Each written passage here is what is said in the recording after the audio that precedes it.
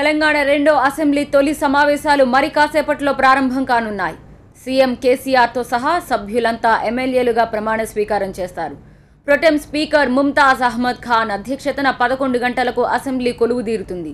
2 గంటల పాటు సభ్యుల ప్రమాణ స్వీకార కార్యక్రమం జరుగుతుంది.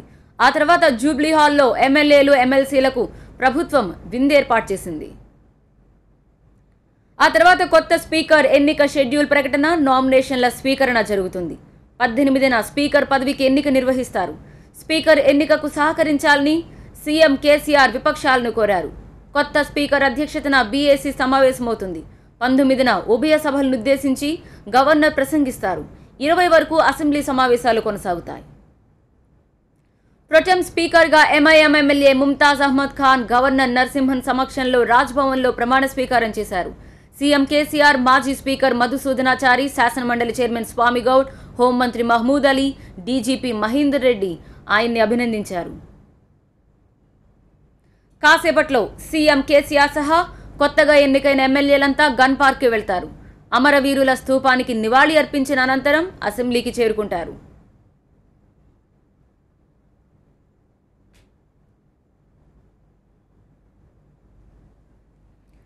అసెంబ్లీ సమావేశాల దృష్ట్యా భద్రతని కట్టుదిట్టం చేశారు పోలీసులు.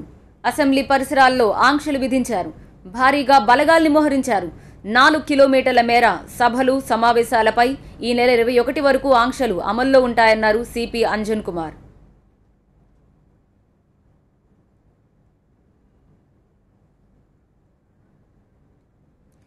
అసెంబ్లీ ప్రాంగణం నుంచి మరింత సమాచారం అందించడానికి మా ప్రతినిధి రాకేష్ సిద్ధంగా ఉన్నారు. రాకేష్, మొదటిసారిగా ఏర్పడినటువంటి అసెంబ్లీ కంటే ఈసారి కొత్త ఎమ్మెల్యేల సంఖ్య పెరిగింది. 27 మంది కొత్త ఎమ్మెల్యేలు ఉన్నారు. గతంలో పనిచేసినటువంటి 2 ఎంపీలు ఉన్నారు.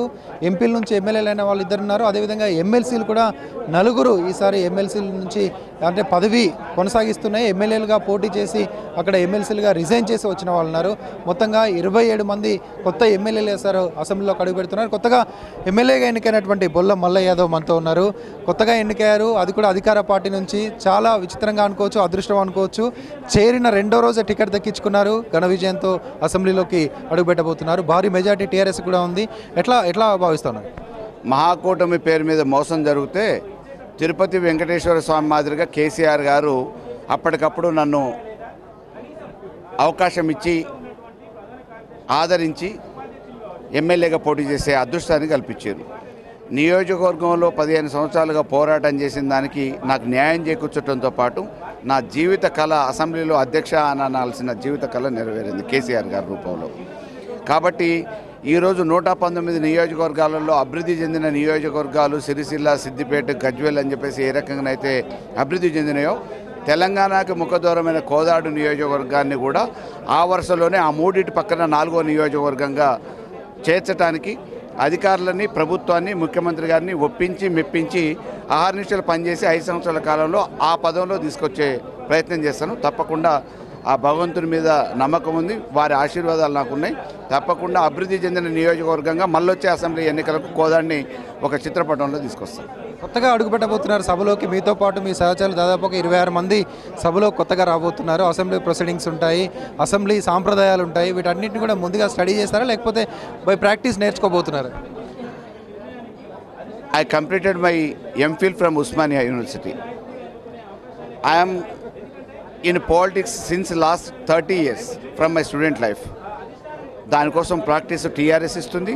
అదే రకంగా నేను కూడా ఎప్పటికప్పుడు సమయానుకూలంగా, సందర్భానుసారంగా నేర్చుకోగలిగిన నైపుణ్యం నాకుంది. ఆ భగవంతుని ఆశీర్వాదం. తప్పకుండా I will prove my self up to CM work. Thank you. ఇది ఇంకొద్దిసేపట్లోనే ముఖ్యమంత్రి కేసీఆర్తో పాటు 90 మంది ఎమ్మెల్యేలు, 88 మంది గెలిచిన వాళ్ళు, అదేవిధంగా 2 ఇండిపెండెంట్లు కూడా టీఆర్ఎస్లో చేరారు. 90 మంది ఎమ్మెల్యేలు గన్ పార్క్ వద్ద ఉన్నటువంటి తెలంగాణ అమరవీరుల స్తూపం వద్ద నివాళులు అర్పించి సభ లోపలికి చేరుకుంటారు. సభ మొదలయ్యే ముందే అందరూ కూడా ఆ స్థానాల్లో ఉండాలని చెప్పేసి ఇప్పటికే ముఖ్యమంత్రి ఆదేశాలు జారీ చేశారు. మరోవైపు కాంగ్రెస్కు సంబంధించినటువంటి సమావేశం కూడా కొనసాగుతుంది.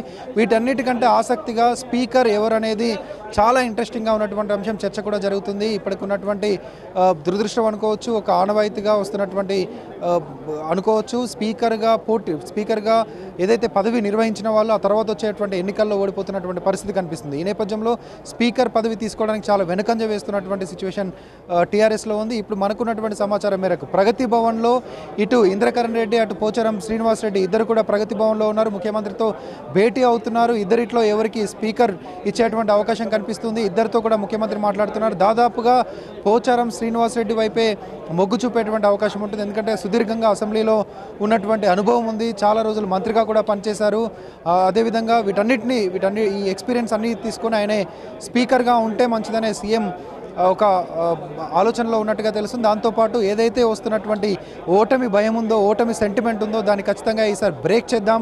ఆ సెంటిమెంట్ని ఇప్పటికి బ్రేక్ చేసి ఖచ్చితంగా వచ్చేసారి మిమ్మల్ని గెలిచేలా నేను చూస్తానంటూ సీఎం కూడా ఒక హామీ ఇస్తున్నట్లుగా మనకున్నటువంటి సమాచారం. ఈ నేపథ్యంలో పోచారం శ్రీనివాస్ రెడ్డి స్పీకర్ అవుతున్నారనే ఒక టాక్ టీఆర్ఎస్లో బలంగా నడుస్తుంది. ఇక డిప్యూటీ స్పీకర్ కోసం 2-3 పేర్లను తీసుకున్నారు. ఇది ఓసీ అంటే రెడ్డి కమ్యూనిటీకి స్పీకర్ ఇచ్చారు కాబట్టి బీసీ లేదా ఎస్సీ కమ్యూనిటీకి డిప్యూటీ స్పీకర్ ఇచ్చేటువంటి అవకాశం ఉంది. ఆ కేటగిరీలో చాలామంది పేర్లు వినిపిస్తున్నప్పటికీ ఈరోజు 10:30కు మొదలబోయేటువంటి నామినేషన్ ప్రక్రియ 5:30కు ముగుస్తుంది. ఇప్పటికే కేసీఆర్ నిన్ననే అన్ని పార్టీలకు సంబంధించిన అధ్యక్షులతో మాట్లాడారు. ఇప్పటికే ఎంఐఎం అదేవిధంగా బీజేపీ 2 పార్టీలకు సంబంధించిన ప్రెసిడెంట్స్ కూడా హామీ ఇచ్చారు. ఏకగ్రీవంగా పోటీ చేసేందుకు ఏకగ్రీవంగా స్పీకర్ని ఎన్నుకునేందుకు మాకు ఎలాంటి అభ్యంతరం లేదు, సహకరిస్తామంటూ హామీ ఇచ్చారు. కాంగ్రెస్ మాత్రమే చర్చించి చెప్తామంటూ చెప్పినటువంటి సిచ్యువేషన్. ఈ నేపథ్యంలో ఇటు కాంగ్రెస్ కూడా చర్చలు జరుపుతుంది.